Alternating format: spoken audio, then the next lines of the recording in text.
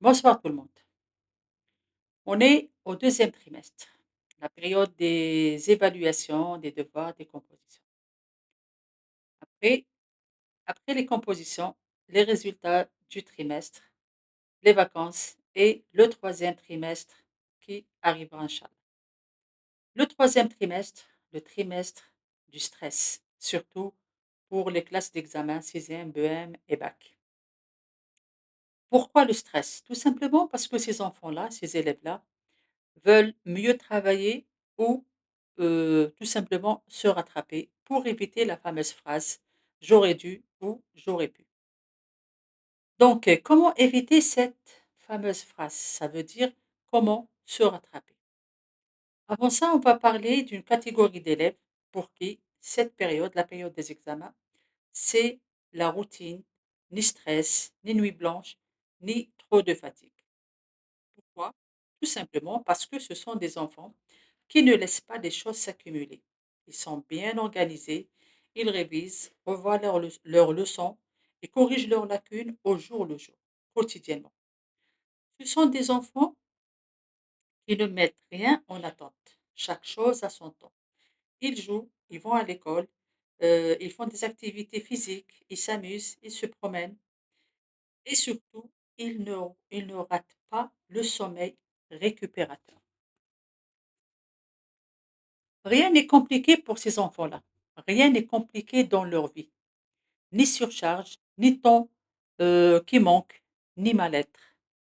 Et bien sûr, le mérite ici revient aux parents qui leur ont inculqué ce bon rythme au quotidien, qui a pour base tout simplement le respect du temps.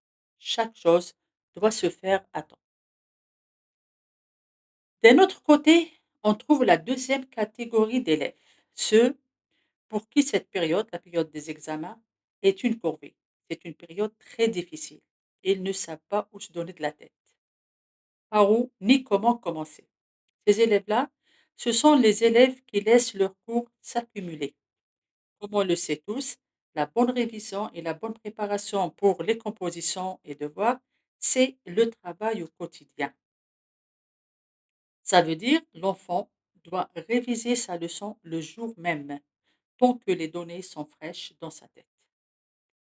Il revoit la leçon seul, mais papa et maman interviennent au cas où il aurait oublié ou pas compris quelque chose, juste pour aider et éclaircir un point.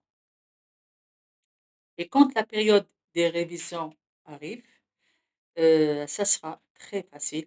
Pourquoi? Tout simplement parce que ça sera du déjà vu. Ce travail doit se faire dès le premier trimestre, dès la première semaine du premier trimestre. Ça veut dire c'est une révision au quotidien et comme ça sera les révisions seront très simples, fluides et agréables. Au lycée, l'élève est capable de s'organiser seul et faire un programme des révisions quotidiennes. Il peut faire un planning ou un tableau de révision seul. Bien sûr, papa et maman, on peut participer, s'impliquer et être présent à ses côtés, juste pour qu'il ne se sentira pas seul. Par contre, au primaire, même au collège, le CM, l'enfant doit être accompagné, dirigé, encadré et surtout soutenu par les parents. Le planning des révisions, on le fait ensemble. Soit papa ou maman, selon la disponibilité de l'un ou de l'autre, doit vérifier avec l'enfant ce que ce dernier doit réviser.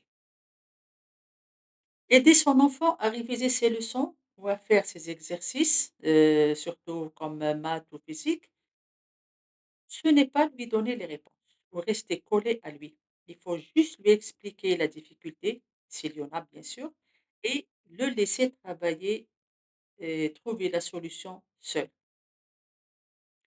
Et on doit déterminer le temps que l'enfant doit passer pour chaque activité.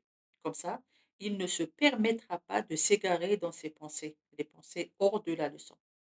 Pourquoi? Parce qu'il sait qu'il sera contrôlé et il aura des comptes à rendre. à papa ou à maman. Donc, ces derniers, donc papa et maman ou maman, ne doivent pas rester collés à l'enfant pendant qu'il travaille. On le surveille de loin, on lui montre qu'on est là, on contrôle la situation. Faire des allers-retours dans la chambre, pourquoi pas, tout simplement pour marquer notre présence, pour l'encourager et pour lui faire savoir qu'il n'est pas seul. Mais il faut lui faire comprendre qu'il est capable de travailler seul. On est là, mais le travail, c'est lui qui doit le faire tout seul. Et pourquoi pas lui rappeler de temps en temps qu'il ne doit pas qu'il ne doit pas, perdre son temps, respecter et limiter le temps. Il faut qu'il respecte le temps. Pour le moment, après, il aura tout le temps, donc il doit respecter le temps qu'il doit passer, qu'il doit consacrer pour chaque activité et après ça, bien sûr, il pourra s'amuser ou faire ce qu'il veut. Donc, le plus important dans tout ça, on a parlé du programme, du planning, des leçons, des révisions. Mais le plus important dans tout ça, c'est le respect du sommeil réparateur, qui est, comme je l'ai déjà dit, entre 22 heures et 4 heures du matin. Si l'enfant n'a pas terminé ses devoirs avant 22 heures, on lui demande tout simplement d'aller se coucher, d'aller se reposer pour récupérer et se réveiller tôt le matin. Le matin, tôt le matin, c'est le moment idéal pour les révisions. La tête est fraîche, le corps reposé, les idées sont bien en place. Et l'enfant retiendra vite et bien. Il sera en forme pardon, pour toute la journée. On dit العقل السليم في الجسم السليم. Et là, on ne parlera jamais assez des dangers des écrans, réduction de l'usage des téléphones et des écrans en général. On n'attend pas la période des examens pour essayer d'interdire le téléphone à nos enfants. Parce que là, on ne fait qu'aggraver la situation. Le cerveau, tout simplement parce que le cerveau de l'enfant n'est pas déconnecté de ses écrans. Sa tête, ses pensées, ses idées sont toutes branchées au téléphone. Et vous, ou bien et nous, on lui demande de se concentrer sur ses leçons. Chose très difficile pour lui, voire impossible. Car car il lui faut du temps d'adaptation. Il doit s'habituer à son nouveau quotidien sans le téléphone ou à un usage très, très réduit. L'usage des écrans doit être réduit au maximum bien avant la période des révisions pour les compositions ou les devoirs, pour que le cerveau récupère, se repose avant, ses examens. Pour mieux assimiler les leçons, le travail en classe et la concentration ne sera pas dispersée, la concentration de l'enfant ne sera pas dispersée entre, les jeux, les consoles, les écrans, les cours à mémoriser ou bien à retenir.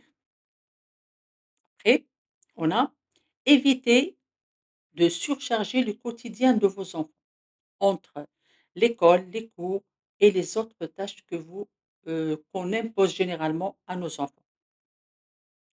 Ce ne sont que de petites créatures fragiles.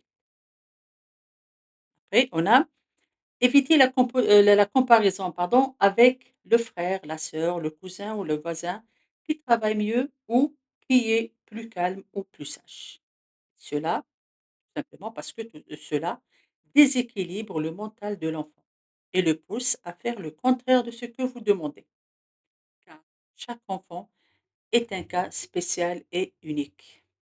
Sur ce, je vous dis au revoir, à bientôt, Inch'Allah.